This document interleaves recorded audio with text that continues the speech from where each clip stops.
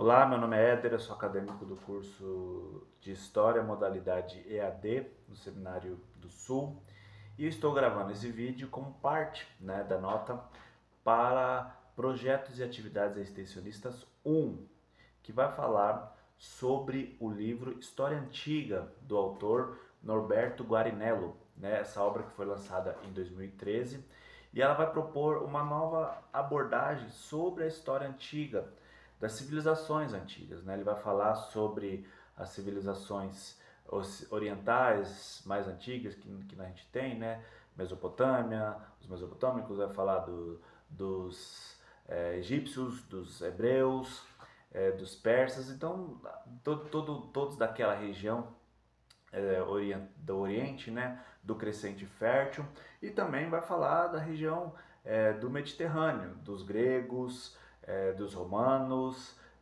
dos macedônios, logicamente, por uma sequência dos gregos, e ele vai abordar, mas ele vai propor uma abordagem diferente de uma historiografia tradicional. E a Antiguidade Tardia, que é o capítulo que eu vou falar aqui, ele vai lidar mais tarde eu chego nisso, eu me confundi aqui no meu material. E ele vai falar da importância do livro, dessa visão, O livro propõe uma leitura da antiguidade como um processo de integração regional, não apenas de civilizações isoladas, que de um dia para a noite, alguma civilização tomou uma parte do Império Romano, outra civilização, outra. Então, ele vai propor uma integração maior entre esses povos, E defende que a antiguidade deve ser pensada em larga duração, valorizando temas como mobilidade, fronteiras, mestiçagem cultural e religião.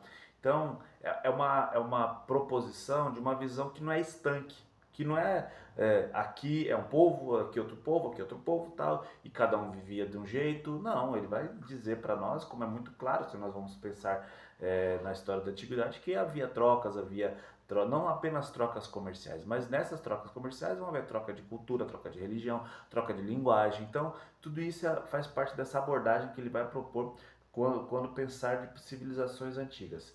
E a contribuição para a historiografia, quando a gente pensa em obras como essa, ela vai reposicionar a antiguidade como um campo aberto ao debate político, cultural e contemporâneo. Claro que evitando anacronismos, pensar em fenômenos e situações que aconteceram daquela época com a nossa cabeça atual, mas buscar propor uma visão diferente da história tradicional, eurocentrada, daquilo que foi a queda do Império Romano, por exemplo, e ele vai estimular a esse pensamento historiográfico, historicamente, esse pensar historicamente, levando em considerações categorias fixas, valorizando vozes múltiplas, inclusive aquelas que tradicionalmente foram silenciadas pela história clássica.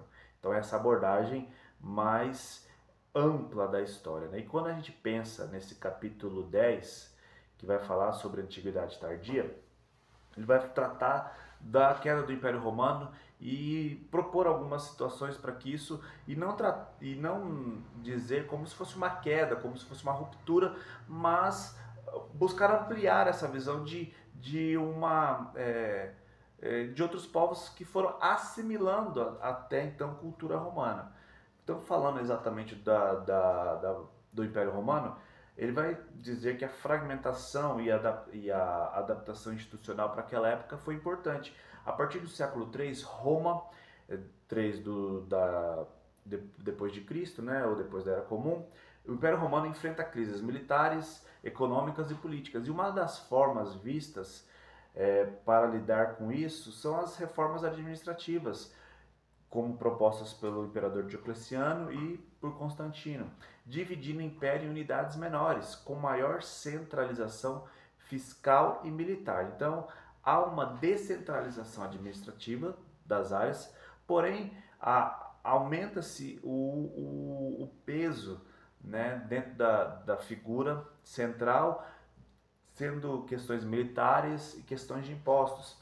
O império se torna mais burocrático, mais hierarquizado, com poder fortemente concentrado no imperador. Então essas reformas administrativas descentralizam a administração, mas fortalecem a figura do imperador. E aí, a partir do século, né, isso está no século III, está acontecendo isso, e no século IV nós temos no século V, perdão, nós temos a queda do que nós chamamos de a queda do Império Romano, né? E quem que são as pessoas que promovem essa queda, né? A historiografia tradicional vai chamar essas pessoas de bárbaros. E bárbaros, muitas vezes, não são necessariamente violentos, selvagens, mas são povos diferentes. É interessante ter esse pensamento crítico, né? De que o que é o bárbaro? O bárbaro é aquele que eu não conheço, o bárbaro é aquele que fala bar, né? Essa forma até meio jocosa de pensar por que o nome é bárbaro, e na verdade não, né? Eram povos como os visigodos, os ostrogodos, os vândalos, os francos, os ângulos, os saxões, eram povos que tinham relação com o Império Romano. Em alguns momentos foram aliados, outros momentos foram tratados como mercenários, né? Pessoas que eram pagas para entrar em outros povos. Tinham essa proximidade. Havia também imigrantes dessas regiões, então não era povos distantes totalmente, né? E o autor vai propor essa visão de uma fusão e de uma adaptação. Ao invés de destruir a civilização romana, esses povos que, né, claro, vão ganhando território do Império Romano Ocidental, principalmente, né? Pensar nessa divisão de Império Romano Ocidental e Oriental. O Império Romano Oriental em Constantinopla, ele continuou durante muitos séculos ainda, né? Depois se tornou o Império Bizantino. Então, a história do Império Romano Oriental é um outro lado da parte da história, né? Nós estamos falando aqui da parte ocidental. E a gente pensa em vez de pensar na destruição da civilização romana, a gente tem que pensar em povos que assumiam as práticas romanas, como as leis, línguas, a moeda e principalmente o cristianismo. O cristianismo é a prova de que essa assimilação ela não foi uma ruptura total. É uma ideia que a gente tem, né? Não sobrou nada do Império Romano, somente o cristianismo. Isso a gente pode repensar isso, né? Muitos desses povos, um exemplo disso é o reino visigótico da Espanha, ou o reino ostrogótico da Itália. Eles mantêm instituições romanas, porém sob uma nova liderança. E então o autor vai concluir que esses reinos, né, após a queda do Império Romano, são formas híbridas que combinam elementos romanos e bárbaros. Então é anacrônico nós falarmos do fim do Império, de uma ruptura abrupta, acabou o Império Romano e não. E a gente pensa também no cristianismo e essas transformações culturais que vão ocorrendo nesse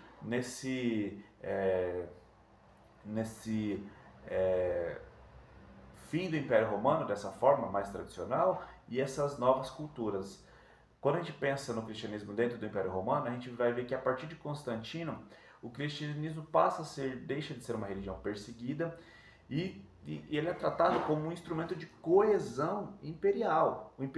O imperador agora se torna guardião da cristandade. Nasce ali o que é chamado de cesaropapismo, como um Estado se envolvendo nas doutrinas. E lembra-se que os primeiros concílios dentro da igreja, né, quando a gente pensa no concílio de Nicéia, concílio da Calcedônia, concílio de Constantinopla, são concílios chamados pelos imperadores. Então, há esse envolvimento dentro dessa igreja que agora é uma igreja oficial, né? Não em Constantino, posteriormente. Mudanças culturais profundas. Os templos pagãos eles são fechados, há uma reestruturação dos espaços urbanos, igrejas ganham destaques, escolas clássicas perdem espaço.